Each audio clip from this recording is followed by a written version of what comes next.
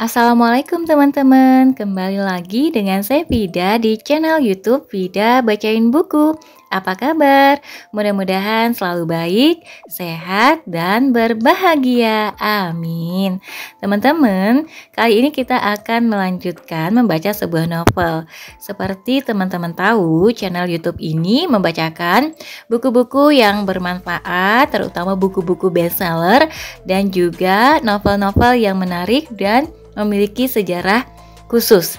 Salah satunya adalah novel Musashi, yaitu karya Eiji Yoshikawa. Saat ini kita sudah membaca buku ini sampai dengan buku kedua, yaitu Air pada bagian keempat. Tanpa perlu berlama-lama, mari kita mulai. Musashi, buku 2, Air, bagian 4, Perguruan Yoshikawa. Bismillahirrahmanirrahim. Hidup hari ini yang tak kenal hari esok. Di Jepang, pada awal abad 17, kesadaran orang mengenai hidup yang hanya selintas terdapat pada orang kebanyakan maupun pada golongan elit. Jenderal terkenal Oda Nobunaga yang telah meletakkan dasar-dasar bagi Toyotomi Hideyoshi dalam mempersatukan Jepang, menyimpulkan pandangan ini dalam sebuah sajak pendek. Umur manusia yang 50 tahun tidak lebih dari impian maya dalam perjalanan lewat perpindahan-perpindahan abadi. Kalah dalam suatu pertempuran kecil dengan salah seorang jenderalnya sendiri yang menyerangnya secara mendadak dalam usaha balas dendam. Nobunaga bunuh diri di Kyoto pada umur 48. Tahun 1605, sekitar 2 dasawarsa kemudian, perang yang tak kenal henti antara para daimyo pada pokoknya sudah lewat. Tokugawa Ieyasu telah memerintah sebagai shogun 2 tahun lamanya.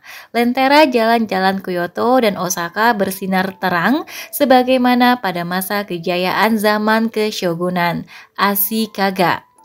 Suasana umumnya riang dan penuh pesta. Tapi hanya sedikit orang yang yakin bahwa perdamaian itu akan kekal. Perang saudara selama lebih dari 100 tahun telah demikian mewarnai pandangan hidup masyarakat, sehingga mereka beranggapan bahwa ketenangan yang sedang berlangsung itu rapuh belaka dan bakal berumur pendek. Ibu kota memang berkembang, tetapi ketegangan akibat tidak diketahuinya berapa lama keadaan itu akan berlangsung lebih merangsang keinginan rakyat untuk bersukaria. Sekalipun masih memegang kekuasaan, Ieyasu secara resmi sudah mengundurkan diri dari kedudukan shogun. Selagi masih cukup kuat untuk menguasai daimyo lain dan mempertahankan hak keluarga untuk berkuasa, ia menyerahkan gelarnya kepada anak lelakinya yang ketiga, Hidetada. Ada desas-desus bahwa shogun baru akan segera mengunjungi Kyoto untuk menyatakan hormatnya kepada kaisar. Tapi semua orang tahu bahwa perjalanannya ke barat itu akan lebih dari sekadar kunjungan kesopanan. Saingan terbesarnya yang potensial, Toyotomi Hideyori, adalah anak Hideyoshi, penerus Nobunaga. Hideyoshi telah berbuat sebisa-bisanya agar kekuasaan tetap berada di tangan keluarga Toyotomi sampai Hideyori cukup umur. Tetapi pemenang di Sekigahara adalah Ieyasu. Hideyori masih bersemayam di Puri Osaka, meskipun Ieyasu tidak menyingkirkannya, malahan mengizinkannya menikmati penghasilan tahunan yang besar jumlahnya. Ia sadar bahwa Osaka merupakan ancaman besar. Tetapi ini bisa menjadi titik kumpul yang mungkin dipakai untuk perlawanan. Banyak penguasa feodal lainnya juga mengetahui hal ini. Mereka memasang taruhan yang jumlahnya sama untuk kemenangan kedua belah pihak. Mereka pun berbaik-baik dengan Hideyori maupun shogun untuk mengamankan diri. Sering orang mengatakan bahwa Hideyori memiliki cukup banyak puri dan emas hingga bisa membeli semua samurai tak bertuan atau ronin di negeri itu jika ia mau. Spekulasi kosong mengenai masa depan politik negeri itu merupakan bahan utama pergunjingan di udara Kyoto. Perang pasti pecah, cepat atau lambat, tinggal masalah waktu. Lentera-lentera jalan ini bisa padam besok. Kenapa mesti pusing? Apa yang terjadi, terjadilah. Mari kita bersukaria selagi bisa. Kehidupan malam yang sibuk dan tempat-tempat hiburan yang semakin meriah merupakan bukti nyata bahwa kebanyakan penduduk memang melakukannya. Di antaranya adalah sekelompok samurai yang kini sedang berjalan membelok masuk jalan Shijo. Di samping mereka berdiri tembok panjang berplester putih yang berakhir pada sebuah gerbang mengesankan dan beratap mengagumkan. Sebuah papan kayu yang sudah hitam warnanya karena usia, memuat tulisan yang hampir tak terbaca lagi. Yoshioka Kempo dari Kyoto, instruktur militer bagi para shogun Ashikaga. Kedelapan samurai muda itu kelihatannya selesai berlatih pedang terus-menerus sepanjang hari. Sebagian mengenakan pedang kayu sebagai pelengkap pedang baja yang biasa, dan sebagian lagi membawa lembing. Mereka tampak kuat, jenis orang pertama yang melihat tumpahan darah pada saat pertarungan senjata meletus. Wajah mereka sekeras batu dan mata mereka penuh ancaman, seakan selamanya berada di ambang letusan kemarahan. "Kemana kita pergi malam ini, Tuan Muda?" tanya mereka beramai-ramai sambil mengelilingi guru mereka. "Kemana lagi kalau bukan ke tempat kemarin malam?" jawab sang guru dengan muram. "Ah, perempuan-perempuan itu semuanya jatuh hati kepada Tuan. Mereka hampir tidak memandang kami." Barangkali dia benar, yang lain menyela.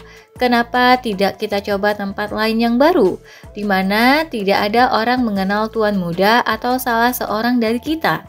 Sambil berteriak-teriak dan ribut tak keruan, tampaknya mereka benar-benar tenggelam dalam persoalan kemana akan pergi minum dan melacur. Mereka masuk daerah yang berpenerangan baik di sepanjang tepi sungai Kamo. Bertahun-tahun, tanah itu kosong dan penuh ditumbuhi rumput. Benar-benar lambang kehancuran perang. Tetapi bersamaan dengan datangnya damai, nilainya pun melonjak. Rumah-rumah rapuh tersebar di sana-sini.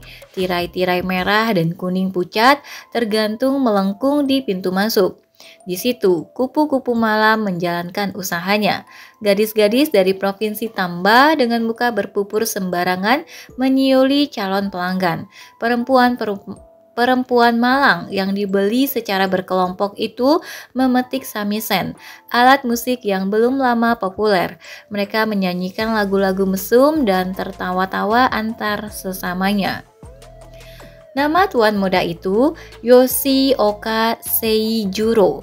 Kimono coklat tua yang bagus potongannya menutup tubuhnya yang jangkung. Begitu mereka memasuki daerah pelacuran, ia menoleh ke belakang dan katanya kepada salah seorang dari kelompoknya, "Toji, belikan aku topi anyaman yang dapat menyembunyikan wajah Anda." "Ya." "Anda membutuhkannya bukan untuk di sini, bukan?" jawab Gion Toji. "Aku tak akan minta kalau tidak membutuhkannya di sini," dicap Seijuro tak sabar. "Aku tak suka orang melihat anak Yoshioka Kempo berkeliaran di tempat seperti ini." Toji tertawa. Tapi itu justru menarik perhatian. Semua perempuan di sini tahu bahwa kalau Anda menyembunyikan wajah dengan topi, tentunya Anda dari keluarga baik-baik dan barangkali dari keluarga kaya. Tentu saja ada alasan lain kenapa mereka suka pada Anda, tapi itu salah satu di antaranya. Toji sebagaimana biasa sedang menggoda dan sekaligus menjilat tuannya. Ia menoleh dan memerintahkan salah seorang untuk mencari topi yang dimaksud. Lalu ia berdiri menanti orang yang disuruh itu pergi melewati lentera-lentera dan orang-orang yang sedang bersukaria. Ketika orang yang disuruh itu kembali, Seiyujuro mengenakan topi dan merasa lebih santai. Dengan topi itu, ucap Toji, Anda tampak lebih seperti orang yang tahu mode. Sambil menoleh kepada yang lain-lain, ia melanjutkan jilatannya secara tak langsung. Lihat, perempuan-perempuan itu semua melongok dari pintu supaya dapat benar-benar melihatnya. Tanpa jilatan Toji pun, Seijuro memang memiliki tubuh yang bagus, dengan 2 sarung pedang bersemir mengilat yang tergantung di sisinya. Ia memancarkan kemuliaan dan kelas yang memang pantas bagi anak keluarga kaya. Maka tak ada topi jerami yang dapat menghentikan perempuan-perempuan itu menegurnya ketika ia lewat. Hei tampan, kenapa sembunyi di bawah topi jelek? Ayolah kemari, saya ingin lihat yang di bawahnya. Ayo jangan malu-malu, biar kami melihat. Seijuro menanggapi ajakan menggoda ini dengan berusaha kelihatan lebih tinggi dan lebih mulia lagi. Sikap ini diambilnya belum lama setelah ia untuk pertama kalinya berhasil dibujuk Toji untuk menginjakan kaki di daerah itu, dan ia masih malu dilihat orang di sana. Terlahir sebagai anak tertua pemain pedang terkenal, Yoshioka Kempo, tak pernah ia kekurangan uang. Tapi sampai waktu belum lama berselang, ia tak kenal dengan sisi buruk kehidupan ini. Perhatian yang ditujukan orang kepadanya membuat detak darahnya berpacu. Masih ada rasa malu yang disembunyikannya. Sebagai anak manja dari keluarga kaya, ia selalu suka pamer. Jilatan pengiringnya tak kalah ampuhnya dengan cumbuan perempuan, menyokong kesombongannya seperti racun yang manis. Oh, itu tuan dari jalan Shijo, ujar salah seorang perempuan itu. Kenapa Anda menyembunyikan wajah? Anda tidak bisa mengecoh siapapun. Bagaimana perempuan itu bisa tahu siapa aku? Geram Seijuro kepada Toji, pura-pura tersinggung. Mudah sekali, kata perempuan itu. Sebelum Toji dapat membuka mulut, semua orang tahu. Orang dari perguruan Yoshioka suka memakai warna coklat tua. Namanya warna Yoshioka. Warna itu populer sekali di sini. Betul, tapi seperti kau katakan, banyak orang lain yang memakainya juga. Ya, tapi mereka tidak mengenakan hiasan 3 lingkaran pada kimononya. Seijuro menunduk memandang lengan kimononya. Aku mesti lebih hati-hati, katanya. Saat itu juga sebuah tangan dari belakang kisi-kisi terulur dan menarik pakaian itu. Wah, kata Toji, menyembunyikan wajah tapi tidak menyembunyikan hiasannya. Tentunya ia memang ingin dikenali, jadi saya kira betul-betul tak mungkin sekarang untuk tidak singgah. Semaumu lah, kata Seijuro yang tampak tak enak, tapi suruh perempuan ini melepaskan lengan bajuku. Lepaskan perempuan, raung Toji. Beliau bilang kami akan masuk. Para siswa itu pun berkerumun masuk ke bawah tirai warung. Kamar yang mereka masuki itu hiasannya tanpa selera sama sekali. Gambar-gambar kampungan dan bunga-bungaan disusun morat-marit, hingga sukar bagi Seijuro untuk merasa senang. Namun yang lain tidak memperhatikan joroknya lingkungan. Keluarkan sake, perintah Toji, yang juga memesan beberapa penganan pilihan. Sesudah makanan datang, Ueda Ryohei yang menjadi tandingan Toji dalam permainan pedang berteriak, keluarkan perempuan. Perintah itu diberikan dengan nada yang sama masamnya dengan nada yang dipakai Toji untuk memesan makanan dan minuman. Hei, Ueda tua bilang, keluarkan perempuan. Kata yang lain-lain serentak menirukan suara Ryohei. Aku tak suka disebut tua, kata Ryohei, memberengutkan muka. Memang aku lebih lama dari yang lain-lain belajar di perguruan ini, tapi kalian tak akan menemukan uban dalam rambutku. Kau menyemirnya barangkali. Siapa yang mengatakan itu? Maju ke depan dan minum 1 sloki sebagai hukuman. Susah-susah amat, lemparkan ke sini. Sloki sake pun melayang di udara, dan ini balasannya. Dan 1 sloki lagi terbang. Siapa yang menari? Seiyujuro berseru, kau menari Ryohei, menarilah, dan tunjukkan kau masih muda. Boleh lihat? Ryohei pergi ke sudut beranda. Di situ diikatkan celemek merah milik pelayan ke belakang kepalanya.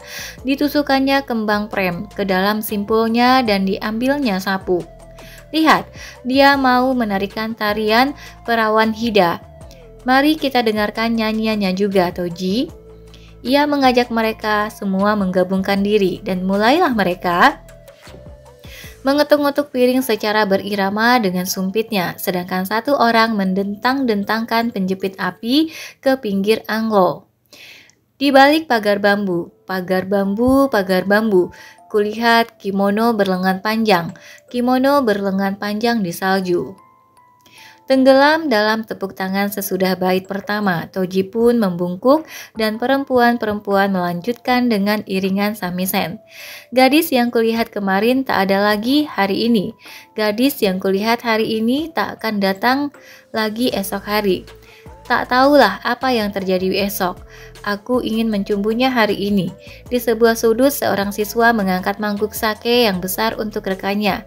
Katanya, bagaimana kalau minum ini sekali teguk? Tidak, terima kasih. Terima kasih. Katanya kau samurai, tapi tak bisa kau menghabiskan ini. Tentu saja bisa, tapi kalau aku minum, kau juga mesti. Ya, itu adil. Pertandingan pun dimulai. Mereka minum seperti kuda di palungan, dan sake mengucur dari sudut-sudut mulut mereka. Kira-kira sejam kemudian, beberapa orang di antaranya sudah mulai muntah, sedang lain-lainnya tak bisa bergerak lagi dan hanya melotot kosong dengan mata merah. 1 orang punya kebiasaan bicara keras dan semakin lantang bicaranya kalau makin banyak minumnya. Mengatakan, apakah di negeri ini, di luar Tuan Muda, ada yang benar-benar mengerti teknik-teknik 8 gaya Kyoto? Kalau ada, aku ingin bertemu dengannya. Psst. Seorang anggota perguruan yang duduk dekat Seiyujuro tertawa, bicaranya tersendat-sendat, cegukan. Dia mengumbar jilatan karena Tuan Muda ada di sini. Ada perguruan lain di samping 8 yang ada di Kyoto ini. Dan perguruan Yoshioka ini tidak lagi yang terbesar. Di Kyoto saja ada perguruan Toda Seigen di Kurotani dan Ogasawara Genshinsai di Kitano. Dan jangan lupa Ito Itosai di Shirakawa walaupun tidak menerima siswa. Apa istimewanya mereka itu? Maksudku, kita tidak boleh merasa kita ini satu-satunya pemain pedang di dunia. Bajingan picik kamu, seru seorang yang merasa tersinggung harga dirinya. Maju. Begini, jawab si pengecam dengan tajam sambil bangkit. Kau anggota perguruan ini, tapi kau mengecilkan gaya Yoshioka Kempo. Aku tidak mengecilkannya, sekarang ini tidak seperti dulu. Ketika guru mengajar para shogun dan dianggap pemain pedang terbesar. Sekarang jauh lebih banyak orang yang mempraktekkan jalan pedang.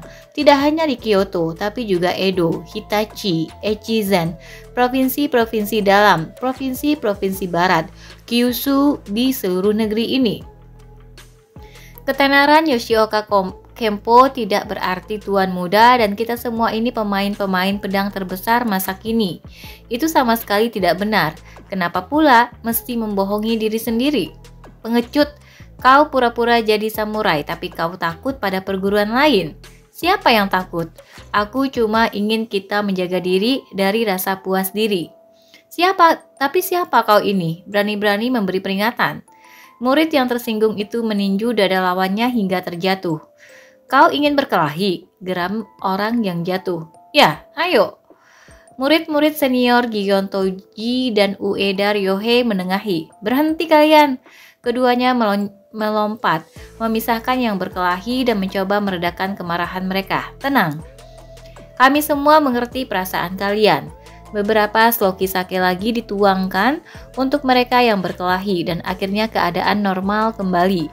Si penghasut sekali lagi memuji-muji dirinya dan lain-lainnya, sedang si pengecam sambil menangis memeluk Ryohei mempertahankan pendapatnya.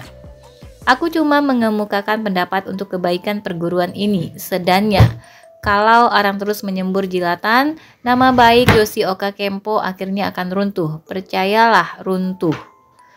Hanya Seijuro yang tetap paling tenang. Melihat ini, Toji berkata, "Apakah Anda tidak menikmati pesta ini?" Apa mereka ini betul-betul menikmatinya? Rasanya tidak. Tentu, inilah cara mereka bergembira. Aku tak percaya kalau kelakuan mereka seperti itu. Bagaimana kalau kita pergi ke tempat yang lebih tenang? Saya sendiri sudah bosan di sini.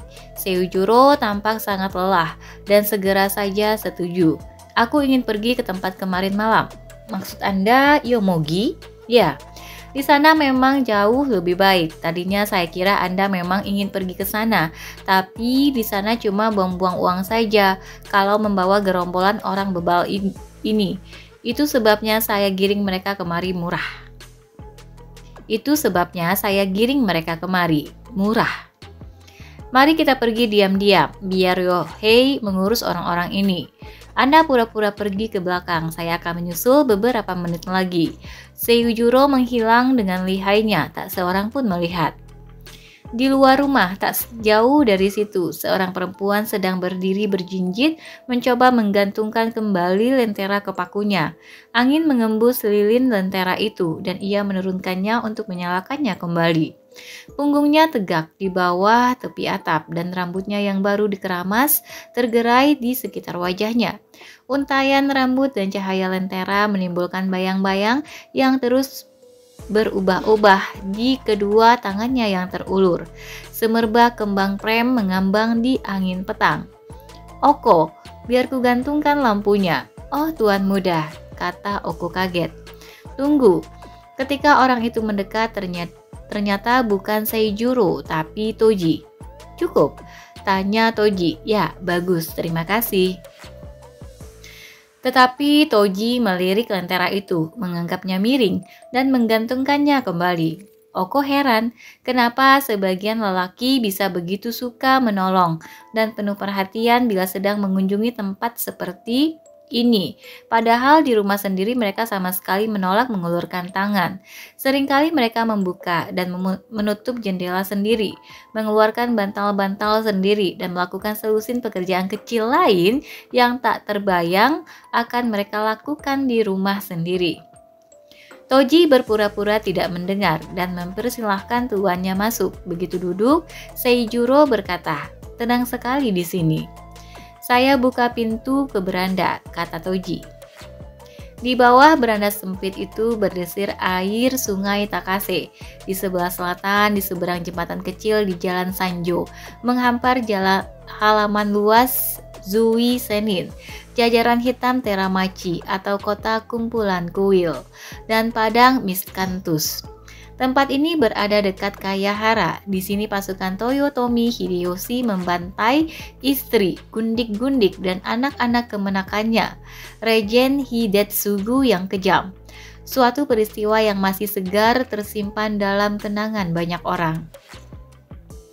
Toji jadi gugup, masih terlalu sepi di sini. Di mana saja perempuan-perempuan sembunyi. Rupanya tak ada pelanggan lain malam ini. Ia gelisah sedikit. Saya heran, kenapa Oko lama betul? Dia malahan tidak membawakan kita teh. Ketika akhirnya ketidaksabaran itu berubah jadi kegelisahan, ia tidak dapat lagi duduk tenang. Ia berdiri mencari tahu kenapa teh tidak dihidangkan. Waktu melangkah ke beranda, hampir saja ia bertumbukan dengan Akemi yang sedang membawa baki bepernis emas. Giring-giring kecil pada obinya berdering ketika ia berseru, "Awas, bisa tumpah teh ini." "Kenapa kau begitu lambat? Tuan muda di sini, kurasa kau suka dia. Lihat, tumpah sebagian. Ini salahmu, ayo ambilkan lap." "Hah, lancang kamu ya. Di mana Oko?" Berhias, tentu saja. Jadi dia belum selesai.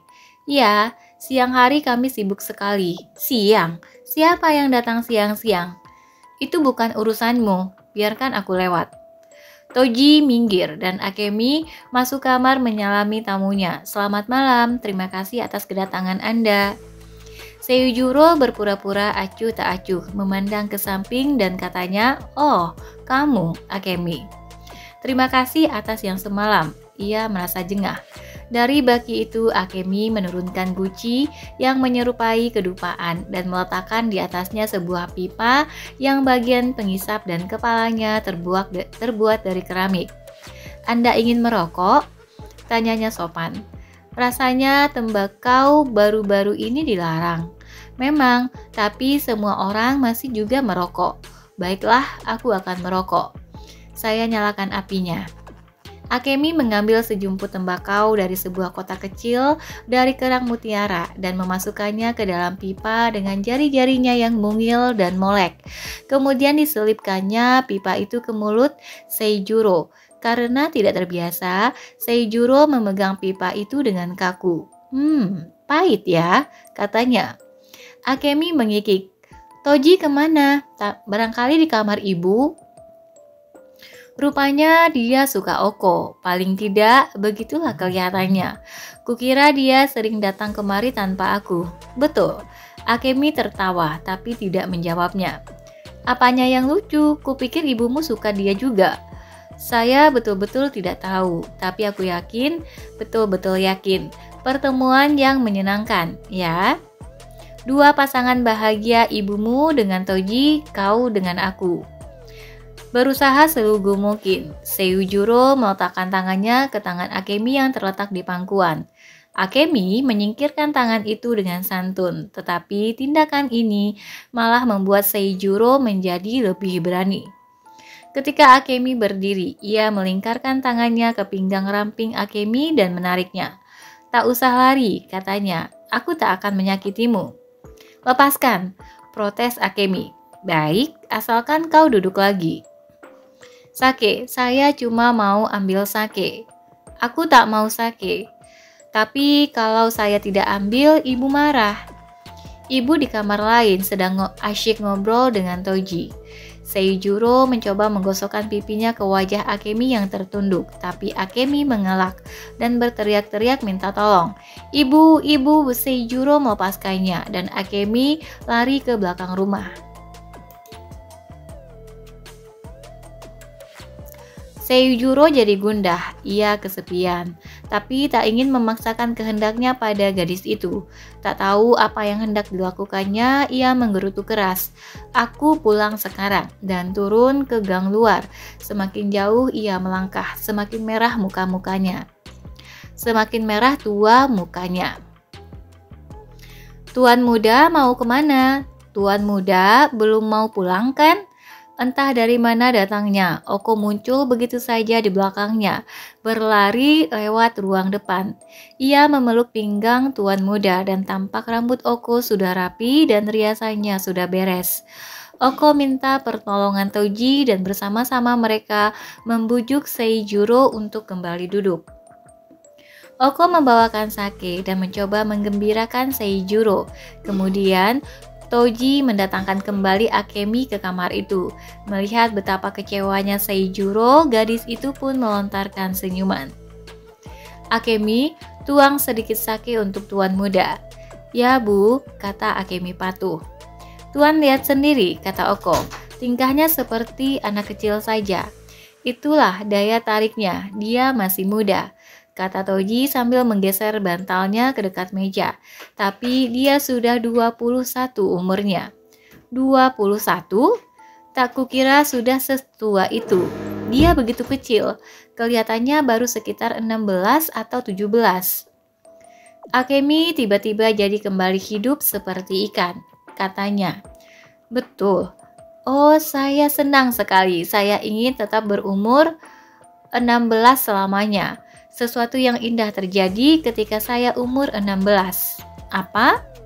"Oh," katanya sambil menangkupkan tangannya ke dada. Saya tak bisa menceritakan pada siapapun, tapi betul, waktu itu tahun pertempuran di Sekigahara. Dengan pandangan mengancam, Oko berkata, "Tukang bual, kau jangan bikin kami bosan di sini. Pergi sana, ambil samisanmu." Sambil cemberut sedikit, Akemi berdiri dan pergi mengambil alat musiknya. Ketika kembali, ia mulai bermain dan bernyanyi. Tapi kelihatannya ia lebih cenderung menghibur diri sendiri daripada menyenangkan hati para tamu. Malam ini, kalau berawan, biarlah berawan, menyembunyikan bulan yang hanya terlihat lewat air mataku. Ia berhenti menyanyi dan tanyanya, "Anda paham, Toji?" "Aku tak yakin, teruskanlah." "Bahkan di malam yang tergelap pun tak hilang jalanku, tapi oh, betapa kau memikatku." "Yah, bagaimanapun dia memang sudah 21 tahun, kata Toji. Seijuro yang selama ini duduk diam sambil menyandarkan dahi di tangan kini tergugah lagi dan katanya, "Akemi, ayo minum sake sama-sama." Ia mengulurkan sloki pada Akemi dan mengisinya dari tempat pemanasannya. Akemi mereguknya tanpa menolak-nolak lagi dan cepat menyerahkan kembali sloki itu pada Seijuro. Seijuro agak heran, katanya, "Bisa juga kau minum ya?" Selesai meneguk bagiannya, Seijuro menawarkan lagi pada Akemi yang diteguk lagi dengan cekatan. Rupanya, karena tak puas dengan ukuran sloki itu, ia mengambil sloki lain yang lebih besar, dan selama setengah jam sesudah itu, ia terus menandingi Seijuro sloki demi sloki. Seijuro kagum, gadis yang tampaknya berumur 16 tahun, dengan bibir yang tidak pernah dicium dan mata yang memejam malu, ternyata dapat mereguk sake seperti lelaki.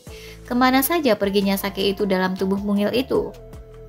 "Anda sebaiknya berhenti saja," kata Oko pada Seijuro. Entah kenapa, anak itu dapat minum semalam suntuk tanpa mabuk. Sebaiknya biarkan dia main samisan saja. "Tapi ini benar-benar menyenangkan," kata Seijuro yang kini betul-betul merasa senang. Karena merasa suaranya sudah terdengar aneh, Toji bertanya, "Anda tak apa-apa?"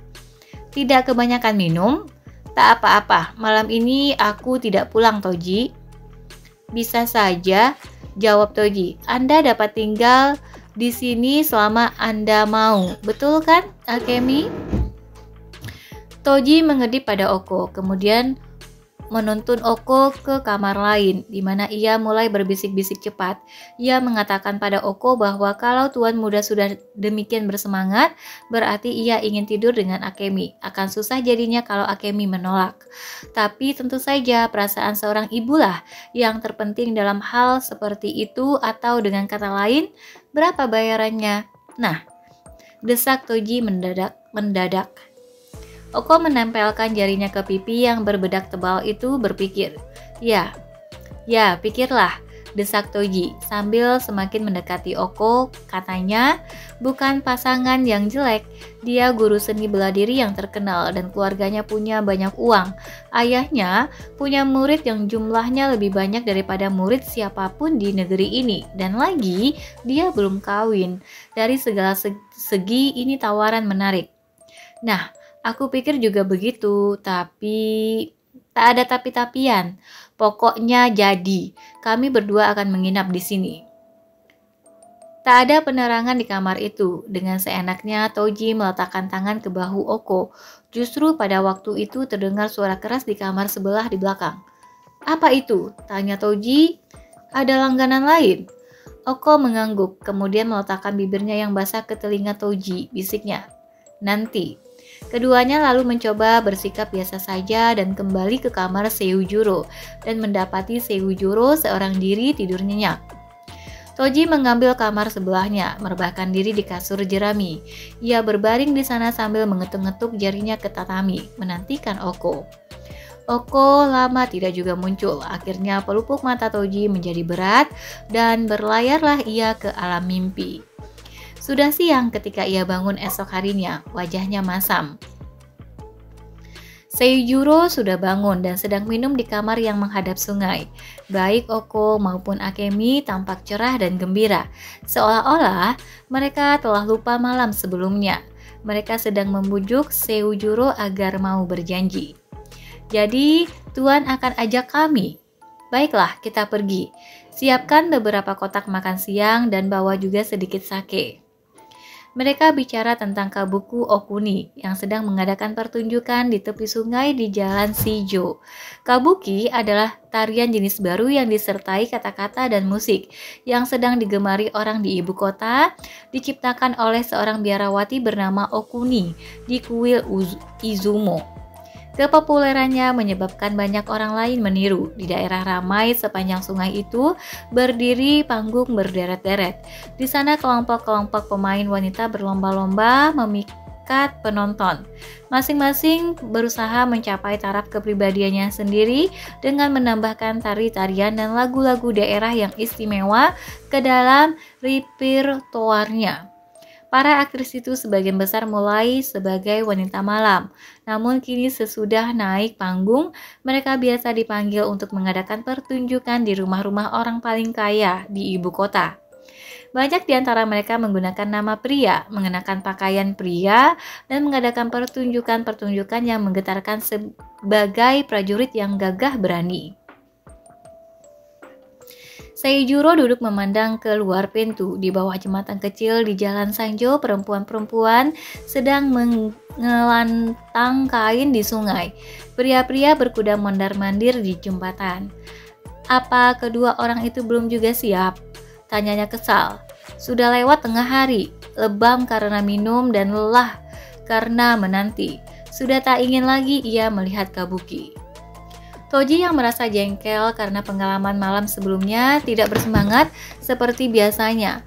Memang menarik membawa perempuan keluar, gertunya. Tapi kenapa justru waktu kita sudah siap berangkat tiba-tiba mereka mulai ribut soal apa rambutnya sudah benar atau obinya sudah lurus? Brengsek betul. Pikiran Seijuro melayang ke perguruannya. Ia seakan mendengar bunyi pedang kayu dan detak gagang-gagang lembing. Apa kata para siswanya tentang ketidakhadirannya? Tidak sanksi lagi, pasti adiknya, dan si Chiro mengecamnya. Toji, katanya, aku tidak betul-betul ingin membawa mereka itu melihat Kabuki. Mari kita pulang. Sesudah Tuan berjanji. Ya, mereka sudah begitu gembira. Mereka akan marah besar kalau kita ingkar janji. Saya akan menyuruh mereka buru-buru. Dari gang rumah Toji melayangkan pandang ke kamar tempat pakaian para wanita itu berserakan. Alangkah herannya ia, karena kedua perempuan itu tidak kelihatan. Kemana pula mereka itu? Tanyanya tak habis pikir. Di kamar sebelah pun tak ada. Di sebelahnya lagi terdapat kamar kecil yang suram, tidak tembus matahari dan berbau apak kain spray. Toji membuka pintu, disambut oleh raungan kemarahan. Siapa itu? Melompat mundur, Toji menatap ke dalam kamar sempit yang gelap itu. Kamar itu beralas tikar rombeng, lain sekali dengan kamar-kamar depan yang menyenangkan. Seperti malam dengan siang bedanya. Seorang samurai jorok tergeletak di lantai, pedangnya terletak sembarangan di atas perutnya. Pakaian dan penampilannya tak bisa disangsikan lagi, menunjukkan bahwa ia salah seorang ronin yang sering kelihatan bergelandangan di jalan-jalan. Telapak kakinya yang kotor menghadap muka Toji. Ia tidak berusaha bangun, terbaring saja di situ setengah sadar. Toji berkata, "Oh, maaf, saya tidak tahu, di sini ada tamu." "Aku bukan tamu," pekik orang itu ke langit-langit, memancarkan bau sake. Toji tidak tahu siapa orang itu dan juga tak ingin berurusan dengannya. "Maaf mengganggu," katanya cepat dan membalik pergi. "Tunggu," kata orang itu dengan kasar sambil bangkit sedikit. "Tutup pintu." Kaget oleh kekasaran itu, Toji pun melakukan apa yang diminta dan pergi. Begitu Toji pergi, muncullah Oko. Dandanannya habis-habisan, jelas ingin kelihatan sebagai nyonya besar. Seakan-akan sedang mengomeli anak kecil, ia berkata pada Matahachi, "Nah, marah apa lagi sekarang?" Akemi yang baru saja berdiri di belakang ibunya bertanya, "Tak mau ikut kami?" "Kemana?" "Lihat Kabuki Okuni." Mulut Matahachi mencibir muak. Suami macam apa yang mau jalan bersama lelaki lain yang sedang mengejar-ngejar istrinya? Tanyanya pahit. Oko merasa wajahnya bagai disiram air dingin, matanya menyala marah dan katanya, "Ini omongan apa? Apa maksudmu antara aku dan Toji ada apa-apa?" "Siapa bilang ada apa-apa? Kata-katamu itu yang bilang." Matahachi tidak menjawab lagi. "Katanya kamu lelaki." Walaupun Oko melontarkan kata-kata itu dengan penuh kejijian, Matahachi tetap diam dengan muka cemberut. "Tapi kau membuatku muak," desisnya. "Kau selalu cemburu tanpa alasan. Ayo Akemi, kita jangan buang-buang waktu untuk orang gila ini." Matahachi mengulurkan tangan, mencekal kimono Oko. "Siapa yang kau sebut orang gila? Apa maksudmu bicara begitu pada suamimu?" Oko melepaskan diri darinya. "Kenapa tidak?" katanya kejam. "Kalau kau seorang suami, kenapa tidak bertindak seperti suami? Siapa menurutmu yang memberimu makan? Gelandangan tak berguna? Hah? Kau hampir tidak menghasilkan apa-apa sejak kita meninggalkan provinsi Omi. Kau cuma menggantungkan diri padaku, minum sake dan malas-malasan. Mengeluh apa lagi?" "Aku sudah bilang, mau pergi dan kerja. Aku sudah bilang, menyeret batu pun aku mau buat dinding puri, tapi itu tak cukup baik buatmu. Kau bilang tak bisa makan ini, tak bisa memakai itu, tak bisa tinggal di rumah kecil yang kotor tak ada yang kau sukai. Lalu tidak kau bolehkan aku melakukan kerja yang jujur, dan kau mulai membuka kedai minum yang busuk ini. Nah, tutup itu." "Tutup itu," pekiknya. Badannya pun mulai gemetar. "Tutup apa?" "Tutup kedai minummu. Dan kalau aku tutup, mau makan apa besok? Aku bisa dapat cukup uang untuk hidup kita, biar dengan menyeret batu karang. Cukup untuk kita bertiga.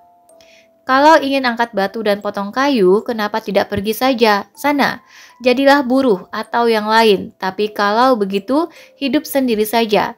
Susahnya kau dilahirkan sebagai orang goblok dan selamanya kau akan jadi orang goblok. Mestinya kau tetap tinggal di Mimasaka. Percayalah, aku tidak minta kau tinggal terus di sini. Kau bebas pergi kapan saja." Selagi Matahachi berusaha menahan air mata kemarahan, Oko dan Akemi berpaling meninggalkannya. Tapi, lama sesudah mereka tidak kelihatan, ia masih juga menatap pintu.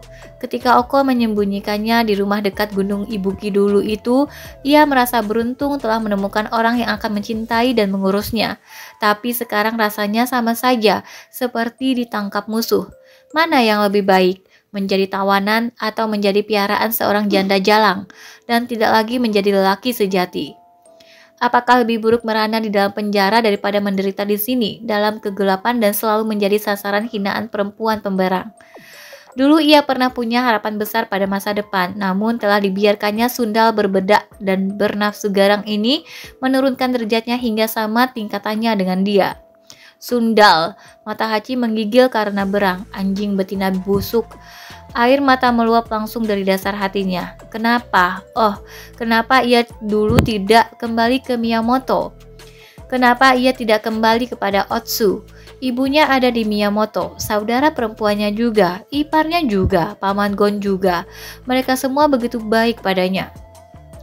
Lonceng di Shippoji tentunya berdentang hari ini, seperti dentangnya pada hari-hari lain, dan sungai Aida menghilir menyusuri alurnya. Seperti biasa, bunga-bunga berkembang di tepi sungai dan burung-burung berkicau menyambut datangnya musim semi. Sungguh tolol aku ini, sungguh aku si tolol gila goblok. Matahachi memukul-mukul kepalanya dengan tinjunya. Di luar, ibu dan anak perempuannya disertai kedua tamu yang bermalam itu sudah berjalan sambil mengobrol dengan riangnya. Kelihatannya sudah seperti musim semi. Orang bilang Shogun sebentar lagi akan datang ke ibu kota. Kalau dia datang nanti, kalian berdua tentunya dapat uang banyak ya.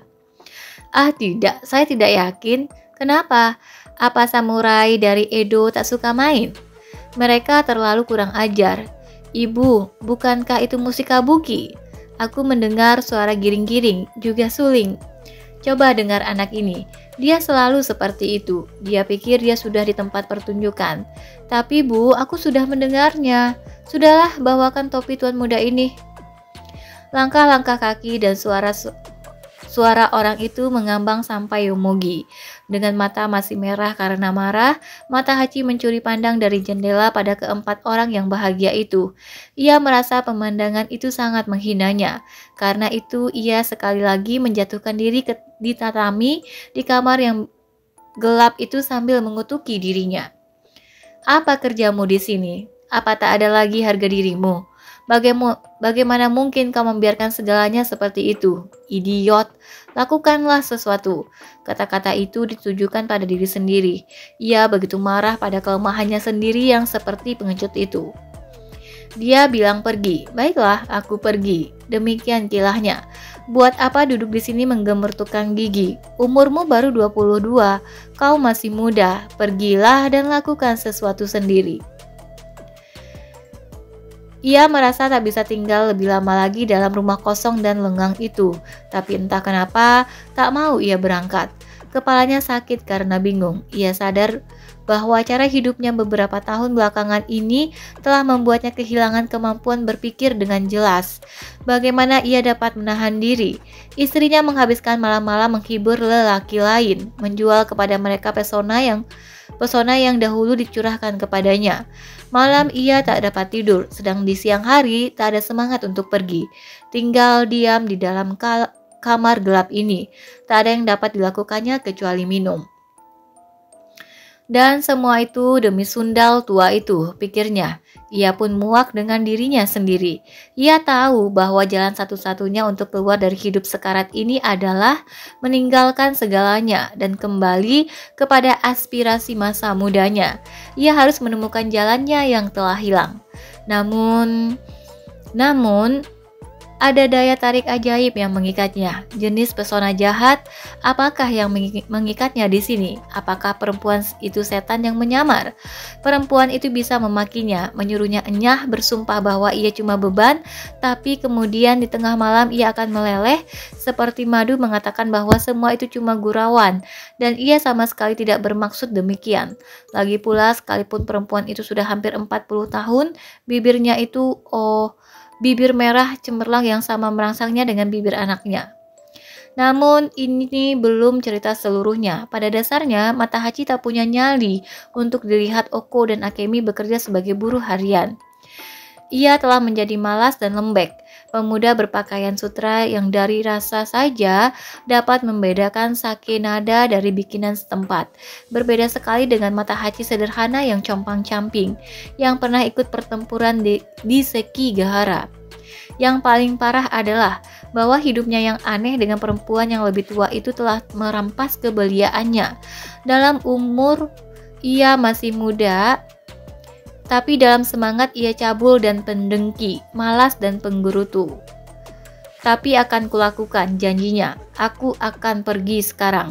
Sesudah menjatuhkan pukulan kemarahan terakhir di kepalanya, ia pun melompat bangkit dan pekiknya. Aku akan pergi dari sini hari ini juga.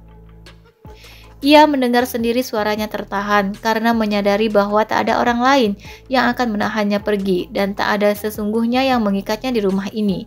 Satu-satunya barang yang sungguh-sungguh miliknya dan tidak dapat ia tinggalkan adalah pedangnya. Maka cepat-cepat ia selipkan pedang itu dalam obinya. Sambil menggigit bibir ia berkata penuh kepastian, "Biar bagaimana, aku seorang laki-laki." Sebetulnya ia dapat menderap keluar lewat pintu depan, melambaikan pedang bagai seorang jenderal yang menantang perang. Tapi karena kebiasaan, ia sorongkan kaki ke sandalnya yang kotor dan keluar lewat pintu dapur. Sejauh ini memang belum ada masalah, ia sudah di luar rumah. Tapi mau apa sekarang? Kedua kaki itu berhenti, ia berdiri tak bergerak-gerak dalam angin musim semi yang menyegarkan.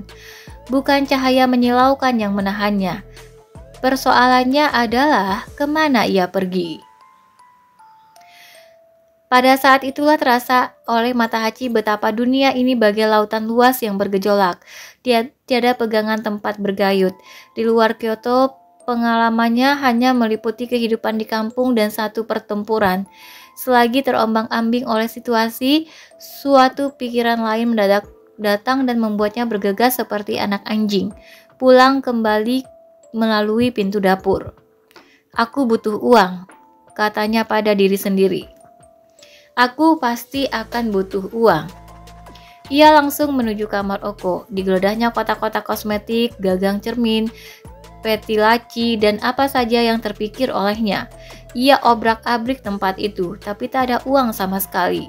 Tentu saja seharusnya ia sudah dapat mengira-ngira bahwa Oko bukanlah jenis perempuan yang tidak bakal mengambil tindakan berjaga-jaga terhadap hal-hal seperti ini. Dengan kecewa, Matahachi menjatuhkan diri ke atas pakaian yang masih tersebar di lantai. Bau Oko mengambang seperti kabut tebal di sekitar pakaian dalamnya yang terbuat dari sutra merah, di sekitar obi nisijinnya, dan di sekitar kimononya yang celupan momoyama.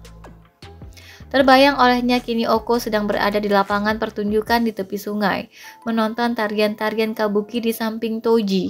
Ia pun membayangkan kulitnya yang putih dan wajahnya yang kenes merangsang. Sundal iblis, teriaknya. Pikiran-pikiran pahit dan kejam bangkit langsung dari isi perutnya. Kemudian tanpa diduga-duga timbul padanya kenangan pedih akan Otsu. Sesudah lama berpisah barulah ia dapat memahami kemurnian dan bakti gadis ini yang telah berjanji akan menantikannya. Dengan senang hati ia akan bersedia berlutut dan mengangkat tangan memohon di hadapannya jika kiranya gadis itu mau memaafkannya.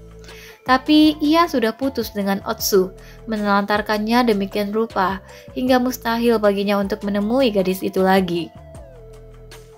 Semuanya gara-gara perempuan ini, pikirnya sedih. Sekarang ketika sudah terlambat, segalanya menjadi jelas baginya. Mestinya ia tidak memberitahukan apa-apa tentang Otsu kepada Oko. Ketika Oko pertama kali mendengar tentang gadis itu, ia tersenyum kecil dan berpura-pura tidak acuh sama sekali. Padahal sebetulnya ia sangat cemburu. Kemudian, apabila mereka bertengkar, ia selalu mengungkit soal itu dan mendesak agar Matahachi menulis surat untuk memutuskan pertunangannya. Dan ketika akhirnya Matahachi menyetujui dan melakukannya, perempuan itu secara tak tahu malu melampirkan satu surat dengan tulisannya sendiri yang jelas bergaya perempuan dan tanpa perasaan sama sekali menyampaikan surat resmi itu melalui seorang pesuruh yang tidak dikenal. Lalu apa pikir Otsu tentang diriku? Rintih Matahachi dengan sedih. Bayangan wajah Otsu yang masih polos itu tergambar di depan matanya, wajah yang penuh gugatan. Sekali lagi terbayang olehnya pegunungan dan sungai di Mimasaka. Ingin ia memanggil ibunya, sanak keluarganya. Mereka semua begitu baik, tanah di sana pun kini agaknya hangat dan menyenangkan. Tak akan bisa lagi aku pulang, pikirnya. Aku sudah membuang semua itu untuk kembali dilanda kemarahan. Dikeluarkannya semua pakaian Oko dari peti-peti pakaian. Dirobek-robeknya, kemudian serpihan-serpihan dan sobekan-sobekan itu dihamburkannya di seluruh rumah. Perlahan-lahan kemudian sadarlah ia bahwa ada orang memanggil dari pintu depan. "Maafkan," kata suara itu. "Saya dari perguruan Yoshioka. Apakah Tuan Muda dan Toji ada di sini?" "Bagaimana aku tahu?" jawab Matahachi pedas. "Mereka tentunya di sini. Saya tahu, memang tidak pantas mengganggu mereka selagi sedang mencari kesenangan. Tapi ada satu kejadian yang sangat penting. Ini menyangkut nama baik keluarga Yoshioka. Pergi sana, jangan ganggu aku." "Tapi apa tak bisa setidak-tidaknya Anda menyampaikan berita ini pada mereka? Tolonglah, katakan bahwa seorang pemain pedang bernama Miyamoto Musashi sudah datang di perguruan. Dan ya, tak seorang pun dari kami dapat mengunggulinya. Dia menunggu Tuan Muda kembali dan menolak pergi sebelum mendapat kesempatan menghadapinya. Tolonglah, sampaikan pada mereka supaya lekas-lekas pulang." Miyamoto. Oke, teman-teman, sampai di sini dulu untuk bab 1 akhirnya. Nanti kita akan ketemu di bagian keduanya, roda keberuntungan. Terima kasih sudah mendengarkan sampai akhir. Sampai jumpa dan assalamualaikum warahmatullahi wabarakatuh.